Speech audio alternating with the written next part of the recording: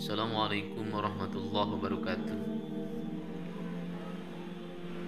Duta Islam yang pertama adalah Mus'ab bin Umair.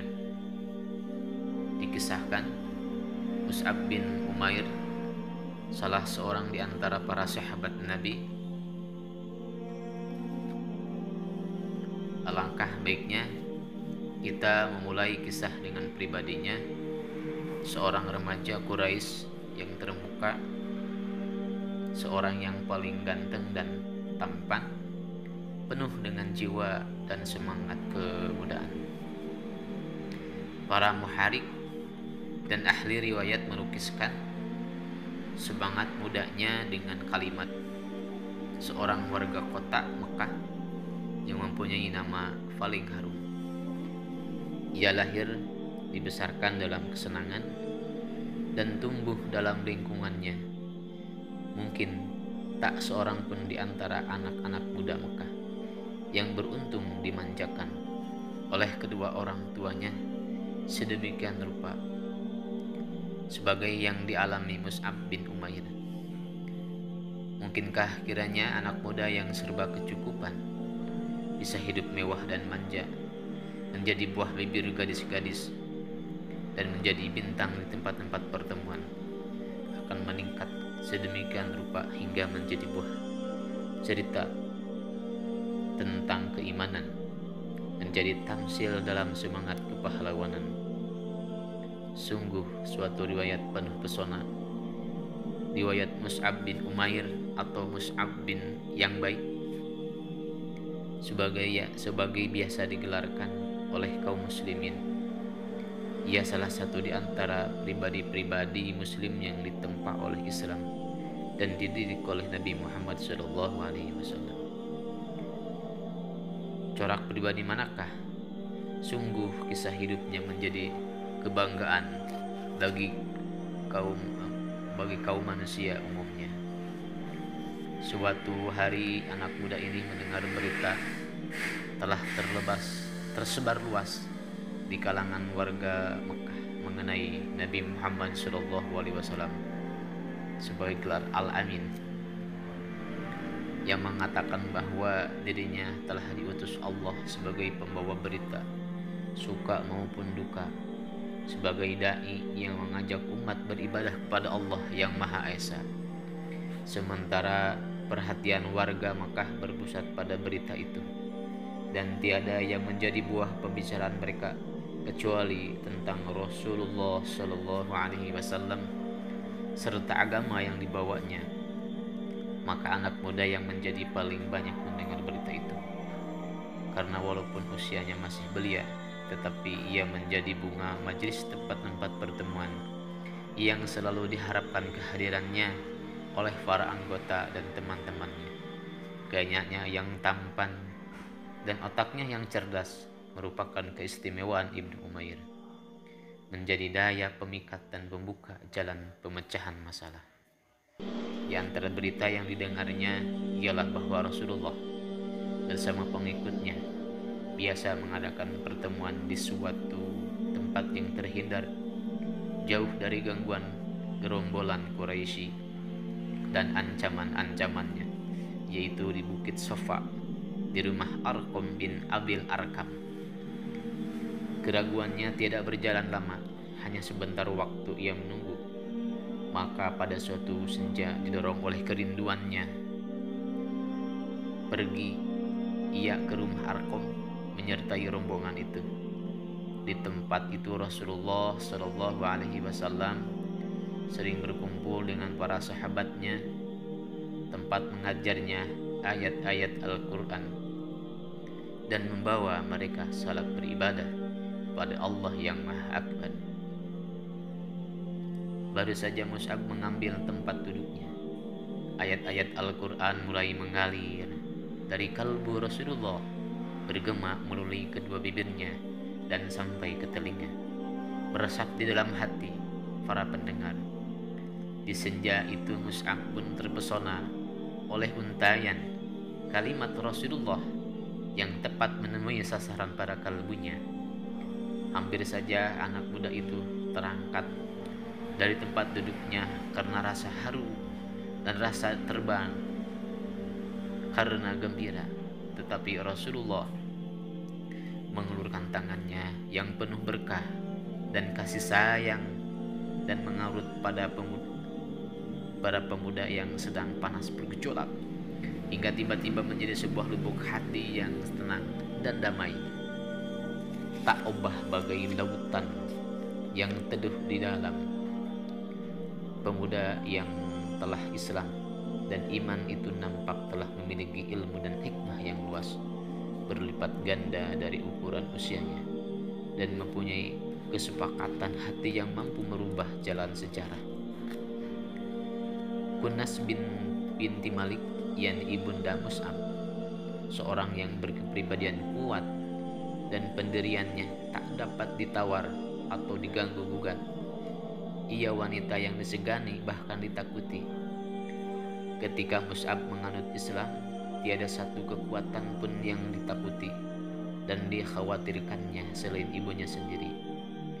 Bahkan walau seluruh penduduk Mekah beserta berhala-berhala, para pembesar, dan padang pasirnya yang berubah rupa menjadi suatu kekuatan yang menakutkan yang hendak menyerang dan menghancurkannya, tentulah Mus'ab akan menganggapnya enteng. Tapi tantangan dari ibunya bagi Mus'ab tidak dapat dianggap kecil. Ia pun segera berpikir keras dan mengambil keputusan untuk menyembunyikan keislamannya sampai terjadi sesuatu yang dikehendaki Allah. Demikianlah ia senantiasa bolak-balik ke rumah Arqam menghadiri majelis Rasulullah, sedang hatinya merasa bahagia dengan keimanan dan sedia menebusnya dengan amarah murka ibunya yang belum mengetahui berita keislamannya. Tetapi di kota Mekah tiada rahasia yang tersembunyi, apalagi di dalam suasana seperti itu. Mata kaum Quraisy berkeliaran di mana-mana, mengikuti setiap langkah dan menyelusuri setiap jejak. Kebetulan seorang yang bernama Utsman bin Talhah melihat Mus'ab memasuki rumah Arqam secara sembunyi. Kemudian pada hari yang lain dilihatnya pula ia sholat seperti Muhammad SAW. Secepat kilat ia mendapatkan ibu Mus'ab dan melaporkan berita yang dijamin kebenarannya. Berdirilah Mus'ab di hadapan ibu dan keluarganya serta para pembesar Mekah yang berkumpul di rumahnya. Dengan hati yang yakin dan pasti dibacakannya ayat-ayat Al-Quran yang disampaikan Rasulullah untuk mencuci hati nurani mereka, mengisinya dengan hikmah dan kemuliaan, kejujuran dan ketakwaan. Ketika sang ibu hendak membungkam mulut putranya dengan tamparan keras, tiba-tiba tangan yang terulur bagai anak panah itu surut dan jatuh terkulai demi melihat nur atau cahaya yang membuat wajah yang telah berseri cemerlang kian berwibawa dan patut diindahkan, menimbulkan suatu ketenangan yang mendorong dihentikannya tindakan. Karena rasa keibuannya, ibunda Mus'ab terhindar memukul dan menyakiti putranya, tetapi tak dapat menahan diri dari tuntutan berhala-berhalanya dengan jalan lain. Dibawalah putranya itu ke suatu tempat terpencil di rumahnya, lalu dikurung dan dipenjarakannya amat rapat. Demikianlah beberapa lama Mus'ab tinggal dalam kurungan sampai saat beberapa orang muslimin hijrah ke Hasbi. Mendengar berita hijrah ini, Mus'ab pun mencari muslihat dan berhasil mengelabui ibu dan penjaga-penjaganya, lalu pergi ke Hasbi melindungkan diri. Ia tinggal di sana bersama saudara-saudara kaum muslimin, kaum muhajirin, lalu pulang ke Mekah. Kemudian ia pergi lagi hijrah kedua kalinya bersama para sahabat atas titah Rasulullah dan karena taat kepadanya, baik di Hasbi ataupun di Mekah. ujian dan penderitaan yang harus dilalui Mus'ab di tiap saat dan tempat kian meningkat. Ia telah selesai dan berhasil menempa corak kehidupannya menurut pola yang modelnya telah dicontohkan Nabi Muhammad SAW. Ia merasa puas bahwa kehidupannya telah layak untuk dipersembahkan bagi pengorbanan terhadap penciptanya yang maha tinggi, Tuhan yang maha akbar. Pada suatu hari ia tampil di hadapan beberapa orang muslimin yang sedang duduk sekeliling Rasulullah SAW. Demi memandang Mus'ab, mereka sama menundukkan kepala dan memejamkan mata, sementara beberapa orang matanya dibasahi karena duka. Mereka melihat Mus'ab memakai jubah usang yang tambal-tambal, padahal belum lagi hilang dari ingatan mereka. Pakaiannya sebelum masuk Islam tak obahnya bagaikan kembang di taman, berwarna-warni dan mengemburkan bau yang wangi. Adapun Rasulullah menatapnya dengan pandangan penuh arti, disertai cinta kasih dan syukur dalam hati. Pada kedua bibirnya tersungging senyuman mulia seraya bersabda, "Laqad ra'aitu Mus'aban hadza wa ma bimakkata fata'an'amu inda abawayhi minna thumma taraka dzalika kullahu hubba lillahi wa rasulih."